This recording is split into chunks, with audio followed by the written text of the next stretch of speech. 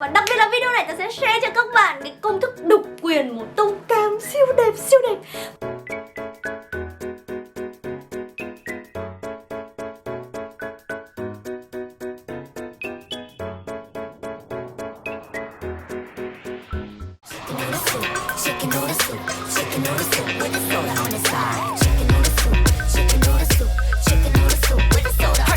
Hello, chào các bạn quay trở lại với bánh nhau của tớ trên Wish. Như đã hứa, và lại là đã hứa rất là nhiều. Hôm nay tớ sẽ chia sẻ cho mọi người cách chỉnh ảnh cái tông cam siêu đẹp, siêu xinh với Lightroom. Như cái video chỉnh ảnh Lightroom lần trước của tớ thì có rất nhiều người comment hỏi các câu hỏi nữa. Và tớ dĩ nhiên là không thể nào rep được tất cả ở trên comment của YouTube, nên hôm nay tớ cũng sẽ trả lời những cái câu hỏi mà ở cái video trước. Và đặc biệt là video này tớ sẽ share cho các bạn cái công thức độc quyền một tông cam siêu đẹp của tớ và sẽ có link ở dưới phần mô tả cho mọi người tải về and reset đó vào để có thể chỉ cần ra những bức ảnh sống ảo kinh điển và cứu thật sự cho những bức ảnh mà nó tối màu ấy mọi người. Tớ rất là háo hức làm cái video này, tại vì lúc mà tớ mò ra được hết những cái đấy và tớ làm thành một cái riêng ấy thì kiểu của tớ ấy chứ không phải là của người khác, không phải là đi share lại cho mọi người nữa, thì tớ kiểu happy lắm luôn ấy, kiểu giống như là trúng số ấy, share cho tất cả các bạn ngày hôm nay. Và chúng ta bắt đầu nhá. Đầu tiên thì các bạn sẽ là phải có app Lightroom ở trên điện thoại. Lightroom là một cái gì đấy nó rất là thần thánh anh chị em ạ, tại vì nó cho phép các bạn lưu sẵn những cái công thức chỉnh ảnh của người khác bằng một cái cách mà mình sẽ chỉ cho các bạn đây. Và các bạn nói chung chỉ cần dùng thao tác và các bạn đã có được những cái công thức màu, các bạn chỉ cần phải add cái ảnh vào, ok xong tự nhiên ảnh chúng ta biến hóa kiểu phép thuật. Và ở đây thì mình có cái hẳn một cái mục ở trên điện thoại của mình là Wee xinh đẹp là nhờ những cái này mà giúp mình kiểu gọi là sống ảo trên mạng xã hội tốt hơn, xinh đẹp ấy mọi người. Thì ở Lightroom thì nếu như các bạn nào mà muốn biết thêm nhiều về Lightroom thì các bạn có thể xem lại cái video lần trước. Còn cái video này thì mình sẽ share qua cho mọi người thôi. Ví dụ như cái phần này là library, là cái phần thư viện ảnh của mình. Rồi phần share thì cái này thì các bạn có thể bỏ qua, tại vì cái này phải mất tiền rồi các thứ kiểu nó nói chung các bạn không cần để ý đâu.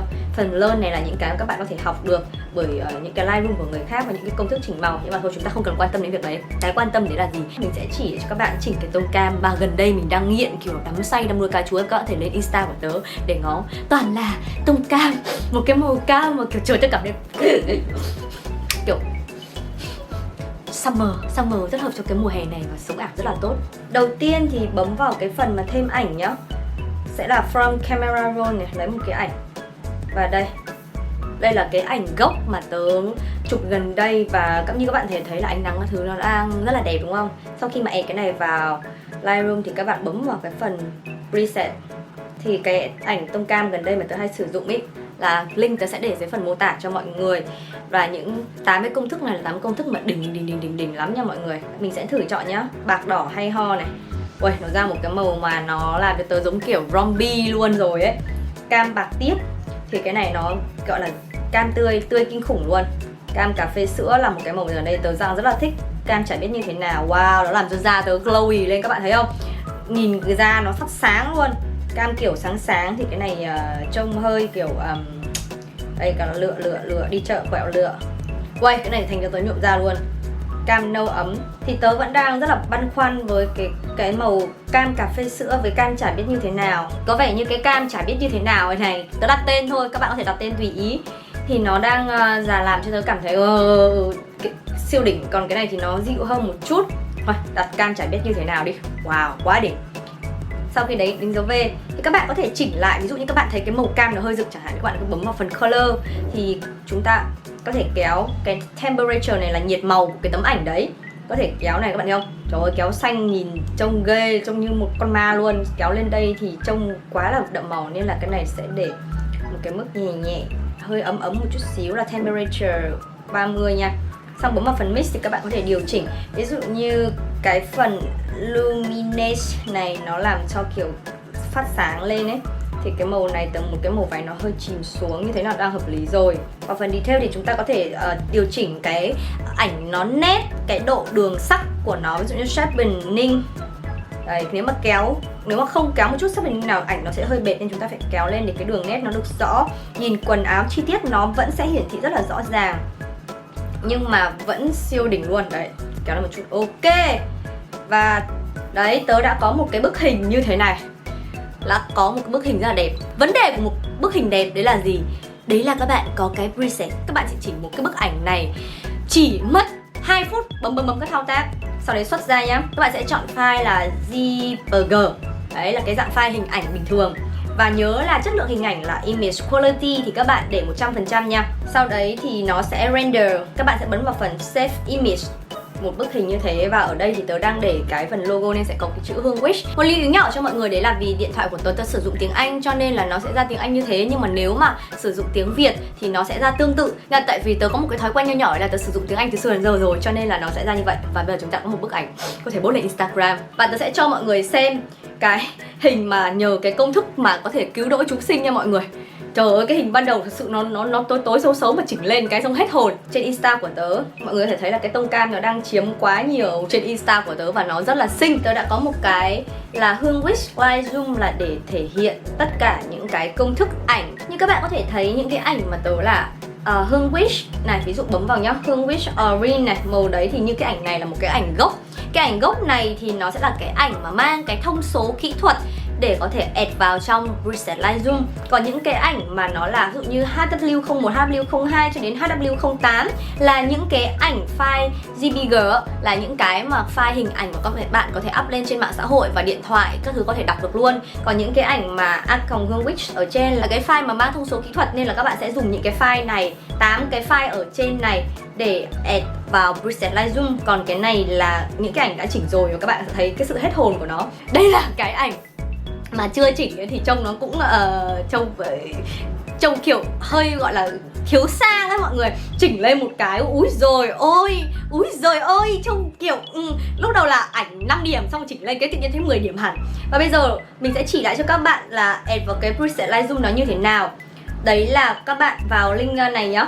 Xong ví dụ các bạn muốn một cái công thức, ví dụ mình chọn cái tấm mà này, đúng không? Thì các bạn sẽ bấm vào cái hình này đấy, xong rồi bấm vào cái nút 3 chấm ở trên. Xong đấy, open in để nó chờ nó export nha. Nó đang chuẩn bị export vì cái file này nó khá là nặng đấy. Sau khi mà nó export ấy thì các bạn có thể kéo để lựa nó sẽ export vào đâu. Các bạn bấm vào cái phần Lightroom, launch Lightroom now là chạy cái Lightroom ngay lập tức. Ok, nó đã add cái này vào cái phần hình ảnh này, đúng không? Đó. Sau rồi các bạn bấm vào phần 3 chấm tiếp. Các bạn bấm vào phần create preset. Sau các bạn đặt tên, ví dụ như là mình đặt là Hwish01 nha. Đấy, xong, bấm vào chữ xong. Bấm vào dấu V tiếp. Ok, chúng ta đã có một cái màu là Hwish01. Thì bây giờ ví dụ nhá, tớ muốn chỉnh cái ảnh, ví dụ như tớ lấy một cái ảnh này, tớ lấy một cái ảnh bất kỳ của tớ, sau đó các bạn bấm vào phần preset, các bạn kéo xuống, ví dụ như Hwish01 các bạn đã lưu vào đây. Ok, đấy, chúng ta đã có một cái tông kiểu cam xanh trên cái tấm ảnh này. Đấy, xịn sò cá mò không? Quá xịn. Một cái ảnh bất kỳ của tớ nhá, mà tớ lấy bất kỳ, sau đấy chúng ta bấm vào preset nhá. Rồi chúng ta bấm vào màu HW01.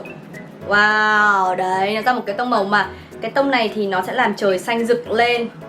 Và cái này thì cái ảnh này vì do nó bị xám màu quá nên là cái này sẽ không hợp lắm. Tuy nhiên các bạn có thể chỉnh rất là nhiều. Ví dụ như cái ảnh này của tớ thì các bạn nhá, cũng Hwish01 này. Đấy, nó sẽ ra một cái màu này, nó trông nó hơi đỏ tía, cái phần tóc đấy có vẻ không hợp lắm. Một cái preset mà tớ rất là khoái đó share cho mọi người.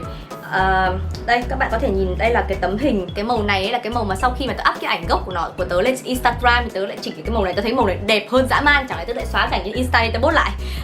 Tại vì cái màu này hợp với cho những cái tấm ảnh selfie cực kỳ luôn. Đấy, thì cái này là có phải là HW07, tức là cái preset 107 tớ đã lưu ở đây, Orange 07 nhá. Đây là cái tấm hình gốc trên Insta tớ post luôn. Các bạn lại bấm vào một lần nữa, đấy là Open In, đợi cho nó load nha. Ok, để cho nó nhảy vào nhá, đợi một chút nó load vào. Đấy, đấy là tấm ảnh đã mang thông số này. Xong các bạn bấm dấu 3 chấm một lần nữa, Create, đấy, đặt tên HW, ví dụ đi HW02. Ok, con D, đấy, đã ra lưu được cái preset đấy rồi. Ví dụ như tớ lấy tấm này, tớ lấy cái tấm này, xong tớ chỉnh cái HW02 nhá, kéo xuống HW02.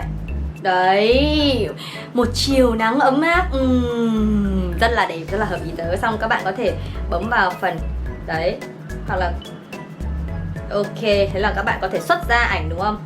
Bấm vào cái hình các bạn bấm một cái hình có cái mũi tên đi ra này, xong export này, xuất ảnh rồi nó đang render. Ok, và các bạn bấm vào shape image, xong các bạn vào phần photo của các bạn thì các bạn đã có bức hình. Đấy, các bạn có thể thấy không? Đây là hai bức hình, hai màu khác nhau và trông cái style nó cũng đã khác nhau rồi.